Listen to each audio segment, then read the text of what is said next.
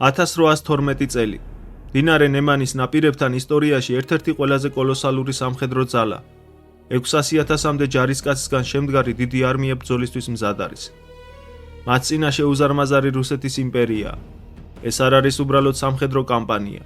ეს არის გადამწყვეტი, ტიტანური ჯახი, რომელმაც მსოფლიოს ბედი უნდა გადაწყვიტოს.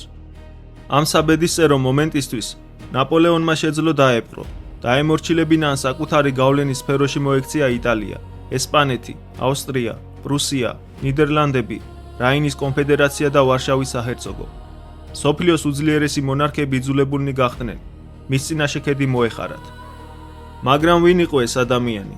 როგორ შეძლო კორსიკაზე დაბადებულმა უბრალო ბიჭმა, რომლის ზარღვებშიც არც ერთი წვეთი სამეფო სისხლი არ ჩქებდა და რომელსაც მემკვიდრეობით არავითარი უპირატესობა არ გააჩნდა, დაემხო საუკუნოვანი იმპერიები. როგორ მოიპოვა მან იმპერატორის გვირგვინი, გაბატონდა მსოფლიოზე და თავისი სამხედრო ნიჭით გააოცა მთელი კაცობრიობა. ამ ვიდეოში ჩვენ სწორედ ამ წარმოუდგენელ ისტორიაზე ვისაუბრებთ. სანამ დავიწყებდეთ, გთხოვთ, დააწვეთ მოწონების ღილაკს და გამოიწეროთ არხი. თქვენი მხარდაჭერა უმნიშვნელოვანესია, რათა გაგრძელდეს ასეთი ვიდეოების შექმნა.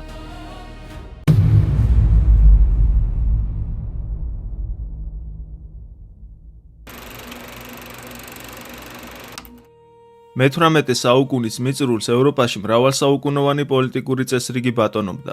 ეს იყო აბსოლუტური მონარქიების ეპოქა, სადაც მეფეების ძალაუფლება და ავტორიტეტი საყოველთაოდ აღიარებულ ტრადიციებსა და რელიგიურ ლეგიტიმაციას ეფუძნებოდა. საზოგადოება მკაცრად განსაზღვრულ წოდებებად იყოფოდა. არისტოკრატია და სამღვდელოება უდიდეს პოლიტიკურ გავლენასა და ეკონომიკურ პრივილეგიებს ფლობდნენ. მოსახლეობის უდიდესი ნაწილი კი მიწადმოქმედებით იყო დაკავებული. არ გააჩნდა პოლიტიკური უფლებები და უმძიმე საგადასახადო ტვირთს ატარებდა. თუმცა, ამ ტრადიციული სურათის მიღმა ახალი ეკონომიკური რეალობა იქმნებოდა. ევროპაში ინდუსტრიალიზაციისა და გლობალური ვაჭრობის განვითარება იწყებოდა. წინა პლანზე გამოვიდა და უპრეცედენტო ძალა მოიპოვა ეკონომიკურად მზარდმა სოციალურმა ფენამ, ბურჟუაზიამ. ქარხნების მფლობელები, ბანკირები და მსხვილი ვაჭრები სულ უფრო მეტ კაპიტალს აგროვებდნენ და ეკონომიკის უმთავრეს მამოძრავებელ ძალად იქცნენ. მიუხედავად ეკონომიკური ძლიერებისა, ამ ახალ ფენას პოლიტიკური უფლებები არ გააჩნდა. სახელმწიფო შენახვის ფინანსური ტვირთი ძირითადად მათსა და გლეხობაზე ნაწილდებოდა, რადგან არისტოკრატია და სასულიერო პირები გადასახადებისგან ტრადიციულად გათავისუფლებულნი იყვნენ.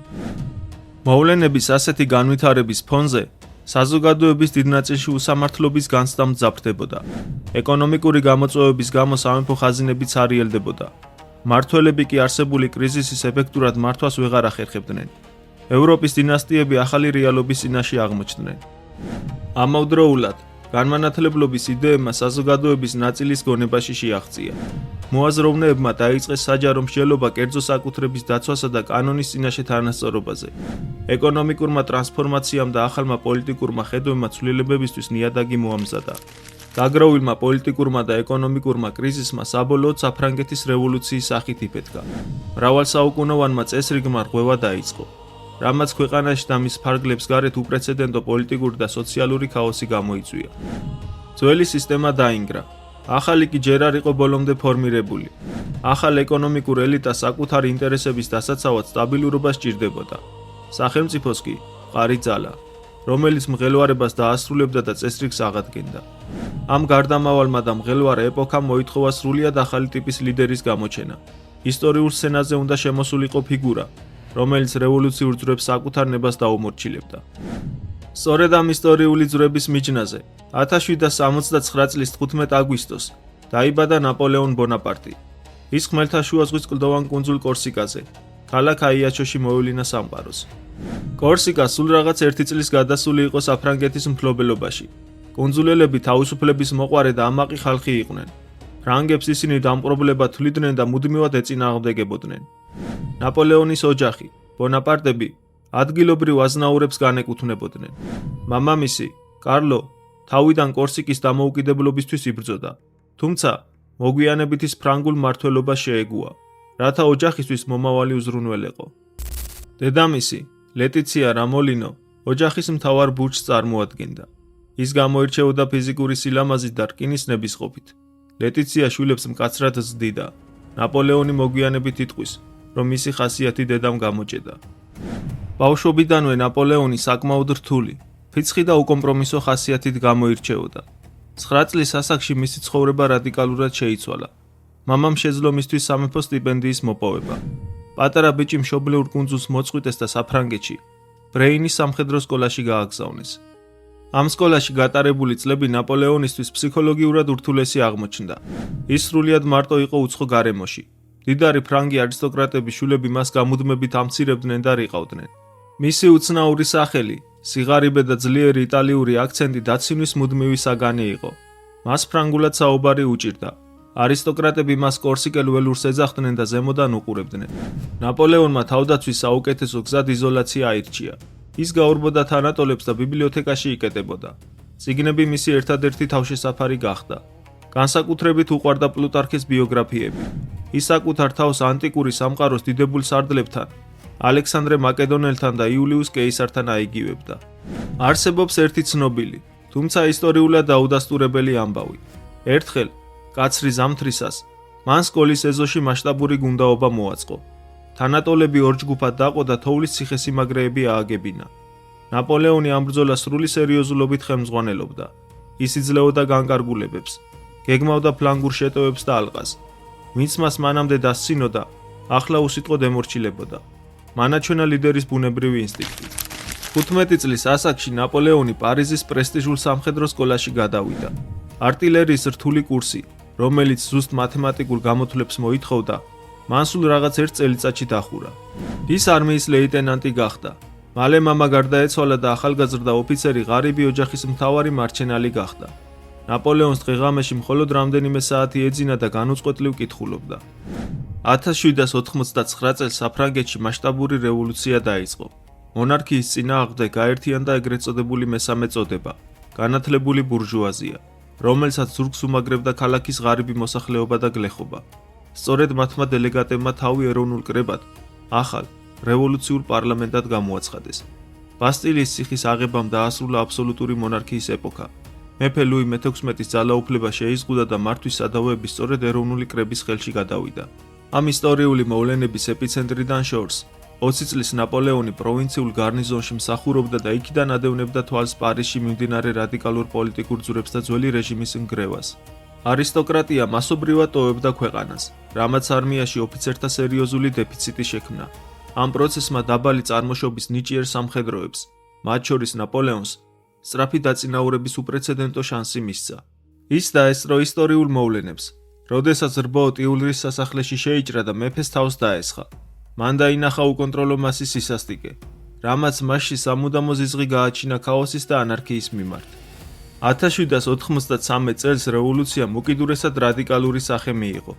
მეფე ლუი მე-16 და დედოფალი მარი ანტუანეტა ღალატის ბრალდებით გაასამართლეს და გილიოტინაზე სიკვდილით დასაჯეს.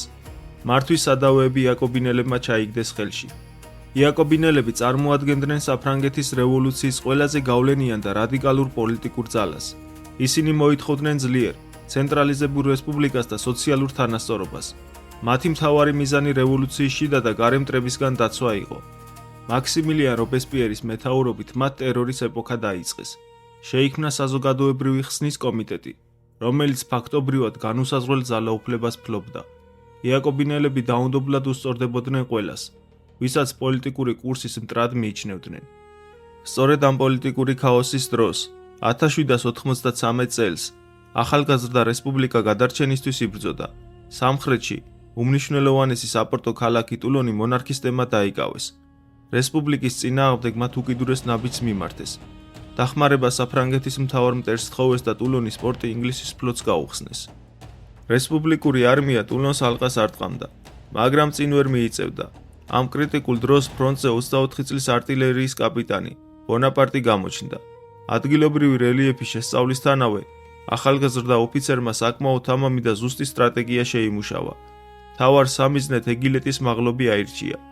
მისი გათვლით, ამ წერტილში ქვემეხების განთავსება ინგლისის ფლოტს პირდაპირ ცეცხლის ქვეშ მოაქცევდა, რაც ქალაქს დანებებას აიძულებდა. გადამწყვეტი იერიშის დროს მას ცხენი მოუკლეს და ბარძახში ხიშტით მძიმედ დაიჭრა. სიკვდილთან ასიახლოს ის პირველად აღმოჩნდა, თუმცა მძიმე ჭრილობის მიუხედავად, ბრძოლის ველი არ დაუტოვებია. მისმა თავდადებამ ჯარისკაცების ნდობა საბოლოოდ მოიპოვა. გეგმამ ზუსტად გაამართლა. ინგლისელები იძულებულნი გახდნენ ქალაქი დაეტოვებინათ. ტულონის აღებამ 24 წლის ნაპოლეონის ბრიგადის გენერლის წოდება მოუტანა. ტულონის ალყისას ნაპოლეონმა პოლიტიკური კავშირი დაამყარა იაკობინელთა ლიდერებთან, თუმცა 1794 წელს რობესპიერის რეჟიმი დაემხო. ნაპოლეონი, როგორც მათთან დაახლოებული პირი, დააპატიმრეს და სიკვდილით დასჯა დაემუქრა. ციხეში მან სიკვდილს კიდევ ერთხელ ჩახედა თვალებში, თუმცა მალე გაამართლეს და გაათავისუფლეს. ამასობაში საფრანგეთში ახალი აღმასრულებელი ორგანო, 5-წევრიანი დირექტორია ჩამოყალიბდა. დირექტორიის მმართველობის პერიოდი მუდმივი პოლიტიკური არასტაბილურობით ხასიათდებოდა. მთავრობას გამუდმებით ემუქრებოდნენ როგორც მონარქისტები, ისე ძალაუფლების დაკარგვით უკმაყოფილო რადიკალი რევოლუციონერები. პარიზში დაბრუნების შემდეგ ნაპოლეონი უმუშევარი დარჩა. უკიდურესი სიღარიბის გამო მას ხშირად უწევდა შიმშილობა. გაცვეთილი უნიფორმით მოსიარული ახალგაზრდა ოფიცერი ისეთ სასოწარკვეთაში ჩავარდა, რომ თვითმკვლელობაზეც კი ფიქრობდა. უიმედოდ დარჩენილმა ნაპოლეონმა ძმას მისწერა: სიცოცხლეს აღარ ვეჭიდები, ყველაფერი მაიძულებს, ბედისწერას შევებრძოლო. ბრძოლის ველზე სიკვდილი მას არ აშინებდა, თუმცა უმოქმედობა და დაუწყება მისთვის აუტანელი გახდა. 1795 წლის შემოდგომაზე პარიზის ქუჩებში მონარქისტების მასშტაბური შეიარაღებული აჯანყება დაიწყო. საფრთხის წინაშე მდგარმა მთავრობამ კონტროლი დაკარგა და დასახმარებლად იმ დროისთვის უმუშევრად მყოფ გენერალ ბონაპარტს მიმართა. აჯანყების ჩახშობის შეთავაზების მიღებისას ნაპოლეონმა მოსაფიქრებლად დრო ითხოვა. ის რთული არჩევანის წინაშე იდგა. კორუმპირებული მთავრობის დაცვა საკუთარი მოქალაქეების სისხლის დაღვრას ნიშნავდა. თუმცა მონარქისტების გამარჯვება რევოლუციის დასასრული იქნებოდა. მან შეთავაზება მიიღო. მოქმედების აბსოლუტური თავისუფლება მოითხოვა და პარიზის ქუჩებში არტილერია სტრატეგიულად განალაგა. როდესაც შეიარაღებული მასა დაიძრა, ბონაპარტმა უყოყმანოდ გასცა ცეცხლის გახსნის ბრძანება. ქვემეხების გამანადგურებელმა დარტყმამ ამბოხი მალევე ჩაახშო. ამ გადამწყვეტმა და სასტიკმა ნაბიჯმა ნაპოლეონს რესპუბლიკის მხსნელის სტატუსი და პარიზის სამხედრო გუბერნატორის პოსტი მოუტანა. ახალმა სტატუსმა მას პირდაპირ წვდომა მისცა დედაქალაქის უმაღლეს წრეებთან. სწორედ ამ მაღალ საზოგადოებაში გაიცნო ქალი, რომელმაც მისი ცხოვრება სამუდამოდ შეცვალა. ჟოზეფინა დე ბუარნე. ჟოზეფინა ტერორის დროს გელიოტინაზე მოკლული არისტოკრატის ქვრივი გახლდათ. ნაპოლეონზე 6 წლით უფროსი ქალი პარიზის ელიტურ საზოგადოებას ეკუთვნოდა, მაგრამ ამავდროულად იდეალებში იყო ჩაფლული. ორშვილიან დედა სტატუსის შესანარჩუნებლად ფინანსური და სოციალური დასაყრდენი ჰაერივით ესაჭიროებოდა. 26 წლის უხეში პროვინციელ გენერალს ის სიგიჟემდე შეუყვარდა. ჟოზეფინა მისთვის წარმოადგენდა ყველაფერს, რაზეც ოცნებობდა: დახვეწილობას, არისტოკრატიზმსა და საზოგადოებრივ აღიარებას. თავად ჟოზეფინას დაბალი, ფერკმთალი, უცნაური აქცენტით მოლაპარაკე გენერალი ფიზიკურად დიდად არიზიდავდა. თუმცა ის პრაგმატულად აზროვნებდა. ჟოზეფინამ კარგად დაინახა ახალგაზრდა კაცის პოტენციალი და მიხვდა, რომ ნაპოლეონთან კავშირი მისთვის ვალებისგან თავის დაღწევისა და უსაფრთხოების მთავარი გარანტია იქნებოდა. ეს კავშირი ერთი მხრიდან ბრმავნების, ხოლო მეორე მხრიდან ცივი გათვლისა და გადარჩენის ინსტინქტის ნაზავი იყო. ჟოზეფინამ ნაპოლეონს გავლენიან წრეებში კიდევ უფრო მყარად მოაკიდებინა ფეხი. 1796 წლის მარტში მათ იქორწინეს. ქორწილიდან სულ რამდენიმე დღეში მთავრობა მის იტალიის არმიის მთავარსარდლად დანიშნა. აქვე უნდა განმარტოთ, თუ რატომ ეწოდებოდა მას იტალიის არმია. ეს არ ყოფილა იტალიელებისგან შემდგარი ჯარი. სინამდვილეში ეს იყო საფრანგეთის რესპუბლიკის სამხედრო შენაერთი, რომლის მთავარი დანიშნულება იტალიის ტერიტორიაზე ავსტრიელებისა და მათი მოკავშირეების წინააღმდეგ ბრძოლა იყო. ნაპოლეონისთვის ეს მისია უფრო საპატიო გადასახლებასა და ურთულეს გამოცდას ჰგავდა, ვიდრე პრესტიჟულ ჯილდოს, რადგან აღნიშნული არმია არასახარბიელო მდგომარეობაში იყო. ჯარისკაცებს თვეების განმავლობაში ხელფასი არ აეღოთ. შიმშილობდნენ, დემორალიზებულნი იყვნენ და საკმარისი აღჭურვილობაც არ გააჩნდათ. მიუხედავად ამისა, ნაპოლეონმა დატოვა პარიზი, დაემშვიდობა მეუღლეს და თავისი კარიერის ერთ-ერთი ყველაზე მნიშვნელოვანი გამოწვევისკენ გაემართა. ბონაპარტმა ჯარს ისტორიული ფრაზით მიმართა: თქვენ შიშვლები და მშივრები ხართ. მე წაგიყვანთ მსოფლიოს ყველაზე ნაყოფიერ ვაკეებზე. ნუ თუ გაკლიათ სიმამაცე. იტალიის კამპანიაში ნაპოლეონმა მობილური და მკაცრად გათვლილი ტაქტიკა დანერგა. ის ავსტრიელთა ჯარებს ნაწილებად ყოფდა და მათ სათითაოდ ანადგურებდა. 1796 წლის ნოემბერში ფრანგული არმია სოფელ არკოლეს მიუახლოვდა. სადაც ტაქტიკური ჩიხი შეიქმნა. სოფლისკენ მიმავალ გზას მდინარე ალპონეზე გადებული ვიწრო ხიდი კვეთდა, რომელსაც ავსტრიელთა არტილერია იცავდა. ხიდზე გადასვლის და პირდაპირ იერიშის ყოველი მცდელობა ფრანგების დიდი დანაკარგით სრულდებოდა. შეტევის ტემპის შენარჩუნების მიზნით ნაპოლეონმა ჯარის წახალისება გადაწყვიტა. მერყევი რიგების შესაკრავად მან თავად აიღო დროშა და ოფიცრების თანხლებით მტრის ინტენსიური ცეცხლის მიუხედავად პირდაპირ ხიდზე გაიქცა. სწორედ ამ შეტაკებისას დაიღუპა მისი ადიუტანტი მუირონი, რომელიც სარდალს გადაეფარა. უკან დახევისას შეხლა-შემოხლაში ნაპოლეონი ხიდიდან გადავარდა და მდინარის პირა ტალახიან ჭაობში აღმოჩნდა, საიდანაც ჯარისკაცებმა გაჭირვებით ამოიყვანეს. რეალურად ეს პირდაპირი შეტევა ხიდზე სამხედრო თვალსაზრისით სრულიად წარუმატებელი იყო და ამ კონკრეტულ იერიშს ფრანგებისთვის გამარჯვება არ მოუტანია. არკოლეს ბრძოლა სინამდვილეში მოგვიანებით სულ სხვა ტაქტიკური სვლით მოიგეს. ფრანგებმა მდინარე სხვა წერტილში გადაკვეთეს და ავსტრიელებს ფლანგიდან შემოუარეს. მიუხედავად ამისა, ნაპოლეონმა არკოლეს ხიდთან დაკავშირებული ისტორია ბრწყინვალე პროპაგანდისტულ ინსტრუმენტად აქცია და ამისთვის ხელოვნებაც გამოიყენა. მან ახალგაზრდა მხატვარ შეუკვეთა ტილო, სადაც უშიშარი, ანტიკური გმირის სახით იყო წარმოდგენილი. ჭაობში ჩავარდნის დამამცირებელი დეტალი კი ისტორიიდან გაქრა. ის იყო ერთ-ერთი პირველი სარდალი, ვინც საზოგადოებრივი აზრის მასობრივი ფორმირება დაიწყო საკუთარი გაზეთების დაარსებით. ნაპოლეონს კარგად ესმოდა პროპაგანდის უზარმაზარი გავლენა და ხშირად ამბობდა: 4 მტრულად განწყობილი გაზეთი უფრო საშიშია, ვიდრე 1000 ხიშტი. მის გამოცემებში ყოველი გამარჯვება ანტიკურ ეპოსს უტოლდებოდა. ბონაპარტი ელვასავით დაფრინავს და ურტყამს. ის ყველგანაა და ყველაფერს ხედავს. ეწერა სტატიებში, რომლებსაც ხშირად ფარულად თავად წერდა. ნაპოლეონს უნდოდა სიცოცხლეშივე ლეგენდად ქცეულიყო. ის მიზანმიმართულად ქმნიდა უძლეველი, ბედისწერის მიერ რჩეული გმირის მითს. იტალიის კამპანია ტრიუმფით დასრულდა და ის პარიზში უკვე არაუბრალო გენერლად, არამედ რესპუბლიკის მხსნელად დაბრუნდა. მოპოვებული ტრიუმფების ფონზე ნაპოლეონის პირადი ცხოვრება ინგრეოდა. იქმნებოდა უდიდესი პარადოქსი. სარდალი, რომლისაც ევროპის უძლიერეს არმიებს ეშინოდა და რომელსაც მთელი საფრანგეთი გმირად მიიჩნევდა, საკუთარი მეუღლის წინაშე სისუსტეს იჩენდა. ფრონტიდან ის ჟოზეფინა სიყვარულით სავსე წერილებს წერდა და იტალიაში ჩასვლას ევედრებოდა. თუმცა ჟოზეფინასთვის ნაპოლეონის სტატუსი ბევრად უფრო მიმზიდველი იყო, ვიდრე თავად ნაპოლეონი. ამიტომ ის პარიზში დარჩენას და დედაქალაქის ელიტურ ცხოვრებას ამჯობინებდა.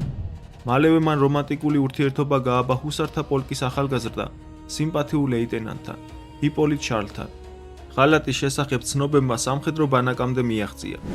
მიუხედავად მტკივნეული ეჭვებისა, ბონაპარტის იდეალისტური და ბრმა სიყვარული იმდენად ძლიერი აღმოჩნდა, რომ ის სიმართლის დაჯერებაზე უარს ამბობდა და ილუზიებში რჩებოდა. პირადი ტკივილისა და პარიზის პოლიტიკური ინტრიგებისგან გასარიდებლად, ნაპოლეონმა სრულიად ახალი, გრანდიოზული თავგადასავალი წამოიწყო. 1798 წელს უზარმაზარი ფრანგული ფლოტი ეგვიპტისკენ დაიძრა. ამ ექსპედიციის მთავარი სტრატეგიული მიზანი ინგლისისთვის ინდოეთისკენ მიმავალი სასიცოცხლო სავაჭრო გზის ჩაკეტვა და აღმოსავლეთში ბრიტანეთის გავლენის შესუსტება იყო. თუმცა, ეს არ ყოფილა მხოლოდ სამხედრო ოპერაცია. ბონაპარტს სურდა ისტორიაში შესულიყო არა როგორც რიგითი დამპყრობელი, არამედ როგორც ახალი ალექსანდრე მაკედონელი, განმანათლებელი და ცივილიზაციის მომტანი. სწორედ ამიტომ, მან არმიასთან ერთად 160-მდე სწავლული, მეცნიერი, ინჟინერი, მათემატიკოსი, ქიმიკოსი და მხატვარი წაიყვანა. მათი მისია ეგვიპტის ათვისება იყო. ინჟინრებს არხებისა და ინფრასტრუქტურის აშენება ევალებოდათ, რათა ქვეყანა საფრანგეთის სრულფასოვან კოლონიად ქცეულიყო. ამასთან, ხელოვანებსა და მეცნიერებს დაევალათ ეგვიპტის ფლორის, ფაუნისა და უძველესი ისტორიული ძეგლების დეტალური შესწავლა. ამ სწავლულების დაუღალავმა შრომამ, მათმა აღმოჩენებმა და მხატვრების მიერ შესრულებულმა ზუსტმა ესკიზებმა მოგვიანებით საფუძველი ჩაუყარა სრულიად ახალ მეცნიერებას, ეგვიპტოლოგიას. სამხედრო თვალსაზრისით კამპანია ეფექტურად დაიწყო. გადამწყვეტი ბრძოლის წინ, ნაპოლეონმა ჯარს შემდეგი სიტყვებით მიმართა: ჯარისკაცებო, ამ პირამიდებიდან 40 საუკუნე დაგყურებთ. ფრანგული ქვეითების დისციპლინური და შეკრული კარეების ანუ ოთხკუთხა საბრძოლო წყობის წინაშე მამლუქების მრისხანე, მაგრამ მოძველებული ტაქტიკით მებრძოლი ცხენოსანი ჯარი სრულიად უძლური აღმოჩნდა. თუმცა, პირამიდებთან ტრიუმფიდან მალევე ეგვიპტური ექსპედიცია კატასტროფის წინაშე აღმოჩნდა. ინგლისელმა ადმირალმა ჰორაციო ნელსონმა აბუკირის ყურეში საფრანგეთის ფლოტი თითქმის სრულად გაანადგურა. ნაპოლეონის არმია შინ დაბრუნების გზის გარეშე ეგვიპტეში გამოკეტილი დარჩა. ეგვიპტეში ყოფნისას ნაპოლეონს საბოლოოდ დაუმსხვრიეს ილუზიები. სწორედ აქ მიიღო მან ჟოზეფინას ღალატის უტყუარი მტკიცებულებები.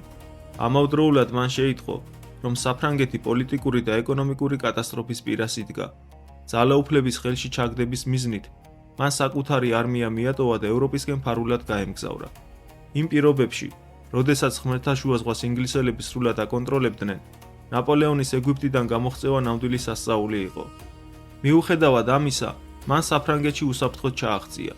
პარიზში დაბრუნებულს კი პირველ რიგში მოღალატე მეუღლესთან განქორწინება ჰქონდა გადაწყვეტილი. შინ დაბრუნებულმა ბონაპარტმა ცოლს ოთახის კარი ჩაუკეტა, მაგრამ ჟოზეფინასა და მისი შვილების მრავალსაათიანმა ტირილმა და ვედრებამ ნაპოლეონს გადაწყვეტილება შეაცვლევინა. მან ცოლს აპატია, თუმცა ამის შემდეგ მათი როლები ისტორიულად და ირონიულად შეიცვალა. შეშინებულმა ჟოზეფინამ ბოლომდე გაიაზრა, რამხელა ძალაუფლების მქონე კაცს კარგავდა და მას შემდეგ ნაპოლეონისთვის აღარასოდეს უღალატია. სამაგიეროდ, თავად ნაპოლეონი გახდა ცივი და მომდევნო წლებში უამრავ საყვარელს იცვლიდა. მათი ქორწინება საბოლოოდ პოლიტიკურ ალიანსად იქცა. ნაპოლეონი კარგად ხედავდა, რომ კორუმპირებული და უუნარო მთავრობის მიმართ ხალხის უკმაყოფილება პიკს აღწევდა. თავად ბონაპარტს კი მისი სამხედრო ტრიუმფებისა და ოსტატური პროპაგანდის წყალობით საზოგადოებაში უდიდესი პოპულარობა და მხარდაჭერა ჰქონდა. ხალხი მასში ძლიერ ლიდერსა და ქვეყნის მხსნელს ხედავდა. სწორედ ამ საყოველთაო ნდობითა და არმიის ზურგით გათამამებულმა ნაპოლეონმა გადაწყვიტა, რომ მოქმედების დრო იყო და 1799 წლის 9 ნოემბერს სახელმწიფო გადატრიალება წამოიწყო. მისი გეგმა იყო, პროცესისთვის კანონიერი სახე მიეცა. მას სურდა პარლამენტის, ეგრეთ წოდებული 500-თა საბჭოს, ძალაუფლება მისთვის ოფიციალურად გადაეცა. თუმცა, როდესაც დეპუტატებმა გადაწყვეტილების მიღება გააჭიანურეს, მოთმინება დაკარგული ნაპოლეონის ხდომათა დარბაზში შევიდა. მას ეგონა, რომ თავისი ავტორიტეტით პარლამენტს მარტივად დაიმორჩილებდა და ტრიბუნიდან ამპარტავნული სიტყვით გამოვიდა.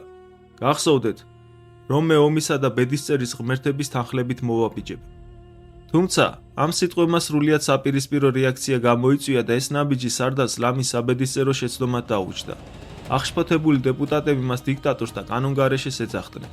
ისინი ფიზიკურად დაესხნენ თავს ბონაპარტს, საყელოში წვდნენ, აჯანჯღარებდნენ და სცემეს კიდეც. ფიზიკურად შევიწროებული და შოკირებული ნაპოლეონი დარბაზიდან მისმა ერთგულმა გრენადერებმა გაჭირვებით გამოიყვანეს. სიტუაცია მისმა ძმამ, ლუსიენ ბონაპარტმა გააკონტროლა, რომელიც იმ მომენტში პარლამენტის თავმჯდომარე გახდათ. მან ოსტატურად იმოქმედა, გარეთ გამოვიდა და შეკრებილ ჯარს გამოუცხადა. თითქოს დარბაზში მოღალატეები მათი სარდლის მოკლას ხანჯლებით აპირებდნენ. ამ სიტყვებმა ჯარისკაცები განარისხა. ნაპოლეონის ერთგული გენერლის, მიურატის ისტორიული ბრძანების შემდეგ, გადაყარეთ ეგენი გარეთ, შეიარაღებული სამხედროების ხდომათა დარბაზში შეიჭნენ. ხიშტებით შეიარაღებული ჯარის დანახვაზე განრისხებული კანონმდებლების სიმამაცე წამში გაქრა. პანიკაში ჩავარდნილი დეპუტატები პირველი სართულის ფანჯრებიდან ბაღში გადახტნენ და გაიქცნენ. გადატრიალება შედგა. საკუთარი ქმედების ლეგიტიმაციისთვის ნაპოლეონმა დეპუტატების მხრიდან მკვლელობის მცდელობის მითი გამოიგონა. 30 წლის ასაკში ის საფრანგეთის პირველი კონსული და ფაქტობრივი დიქტატორი გახდა. საფრანგეთის რევოლუცია დასრულდა. დაიწყო ნაპოლეონის ეპოქა. პირველი კონსულის რანგში ძალაუფლების ხელში აღებისას ნაპოლეონს დანგრეული ქვეყანა დახვდა. საფრანგეთის ეკონომიკა განადგურებული იყო, გზები ტალახებში იძირებოდა, პროვინციებში კი ყაჩაღებით არეშობდნენ. ნაპოლეონმა მუშაობა წარმოუდგენელი ენერგიით დაიწყო. ის დღე-ღამეში 18 საათს მუშაობდა. მისი გონება ყველაფერს წვდებოდა. დაწყებული სამხედრო სტრატეგიით, დასრულებული პარიზის ქუჩების განათებით. ეკონომიკური ქაოსის დასასრულებლად მან საფრანგეთის ბანკი შექმნა და ეროვნული ვალუტა, ფრანკი დაასტაბილურა. ინფლაციის შესაჩერებლად მიმოქცევაში ახალი, მყარი ოქროსა და ვერცხლის მონეტები შემოიღო. ფინანსური სტაბილურობის პარალელურად, მან ქვეყნის მასშტაბური განახლება დაიწყო.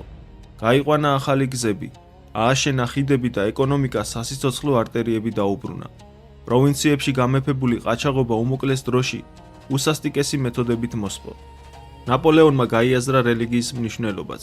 თავად დიდი მორწმუნე არ იყო, მაგრამ ხედავდა მის სოციალურ ძალას. საზოგადოება რელიგიის გარეშე იგივეა, რაც ხომალდი კომპასის გარეშე. ამბობდა იგი, რევოლუციის წლებში კათოლიკური ეკლესია იდევნებოდა, ტაძრები იხურებოდა და მღვდლებს ავიწროებდნენ. ბონაპარტმა რომის პაპთან კონკორდატი გააფორმა და კათოლიკური ეკლესია მრავალწლიანი დევნისა და ზეწოლისგან გაათავისუფლა. ამ ნაბიჯით მან გლეხობის უდიდესი ნაწილის სიყვარული მოიპოვა. რევოლუციის შედეგად დაყოფილმა საფრანგეთმა გამთლიანება დაიწყო. მაგრამ მისთვის ყველაზე დიდი მიღწევა სამოქალაქო კოდექსი, ეგრეთ წოდებული ნაპოლეონის კოდექსი იყო. მან გააუქმა ფეოდალური პრივილეგიები და დაამკვიდრა კანონის წინაშე აბსოლუტური თანასწორობა. კერძო საკუთრება ხელშეუხებელი გახადა. ნაპოლეონმა იცოდა ამ ნაშრომის ფასი. ჩემი ნამდვილი დიდება ჩემი 40 მოგებული ბრძოლა არ არის.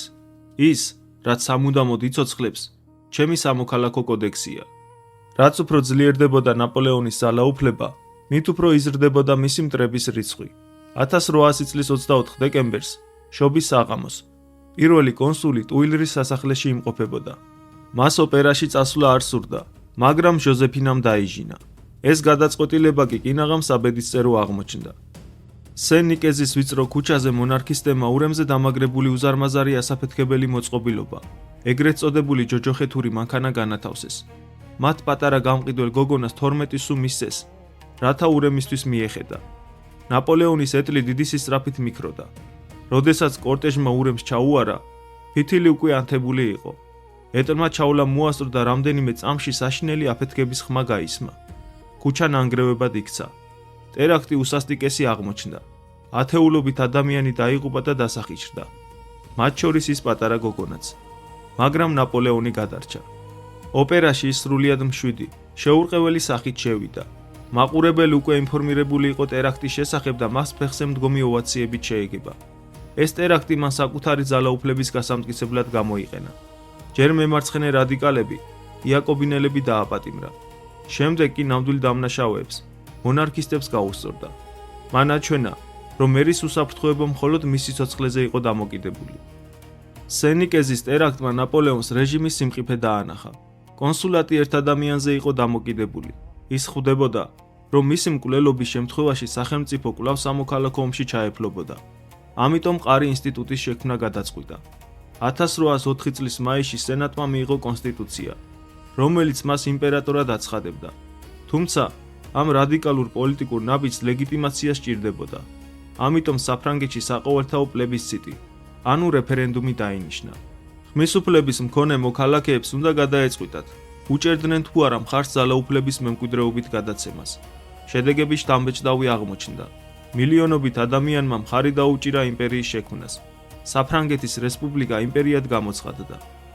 1804 წლის 2 დეკემბერს პარიზის ღვთისმშობლის ტაძარში ისტორიაში ერთ-ერთი ყველაზე გრანდიოზული კორონაცია გაიმართა.